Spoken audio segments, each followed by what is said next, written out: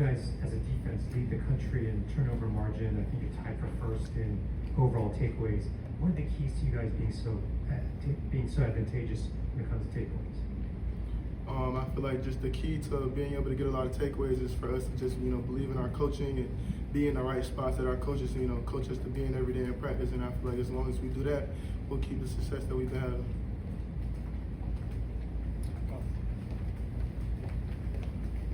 Seems like you guys generated the motion pressure you had this season on Saturday. How have you seen kind of the defensive line and the linebacker group kind of develop and be able to pressure Virginia as much as you guys did on Saturday?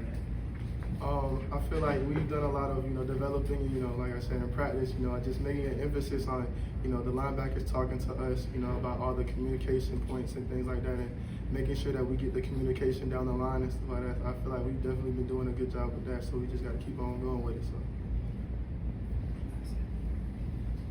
Talk to me a little bit about, from a defensive player's perspective, how important is it to limiting explosive plays for an offense? Like, is that something that, especially I feel like in recent years of football, has been such a huge emphasis, right? Like 3 yards per carry is a big deal.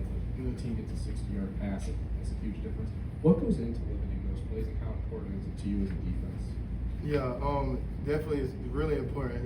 Just being able to keep the defense, all together, so then we can make sure that we bring in the right places in the right times.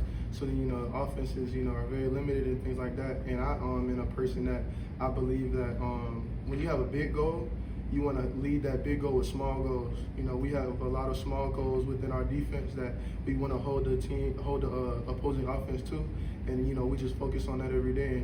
And we really get the results that we want. So. What are some of those goals? We want three takeaways a game. We want to be able to win the fourth quarter. We want to be able to hold the defense to 3.3 rushing yards per carry. Things like that. So. Second half last Saturday, you guys held them to 82 total yards, a pair of takeaways after intermission. That's been kind of the rule as opposed to the exception the last couple of years, where the second half you guys have really come out strong defensively. What do you feel the seeds are in the strong second halves for you guys defensively? This particular second half, I feel like it was definitely just nothing but us being in our own heads. We went into halftime and was just telling ourselves like we really had this game. We could do this and pull this one out. We just was really just in our own heads in the first half, and in the second half we just really just relaxed, went out there and did what we do every day. So. 4 takeaways last Saturday. Does it feel like like it's contagious out there, where you guys are able to get an INT, a fumble recovery, and the like? Yeah, it might be a little contagious. I feel like that's probably one of the best cases that you can get for us. So. And finally, their quarterback, he's been there almost as long as Coach Loxley's been here. Could you address the challenges that their offense will pose you guys this Saturday?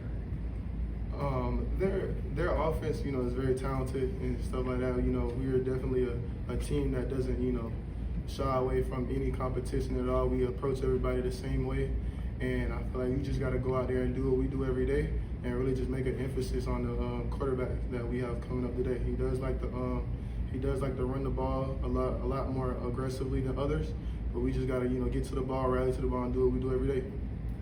Question, I want to go back to the turnovers, because Mike said earlier that in practice on Tuesdays, Wednesdays, you guys have a turnover circuit. Yeah. How much does that help prepare you? Does that simulate what it's like in the game? Yeah, we actually do a lot of game simulations in that period. A lot of things where we'll have a running back running, and then we'll have a defensive player come from behind them and hit the ball out, and then we'll have a second defensive player come to pick up the fumbles and stuff like that. Whether we'll kind of like emulate a lot of, there's a lot of players around, you gotta jump on the ball, or there's not a lot of players around, you can scoop it up and score. We do a lot of things in that turnover circuit, and it definitely is starting to show up for sure. In the back. You mentioned your goal is to get the rushers 3.3 something like that. Yeah. Right now you're on 4, but you're keeping them to 130 yards so far in the last 2 days. So how is that emphasized even more? Like, what's the focus with you and the other guys on the line against Villanova? Yeah, thank you. I would just say that To answer that question, our defense needs to just make a more bigger emphasis on staying in our gaps, being able to 3-count the offensive linemen, not being able to jump out of our gaps, so then our linebackers behind us can work and do their thing. And we have a lot of faith in our front seven. You can't really say front seven because we play a lot of different defenses here.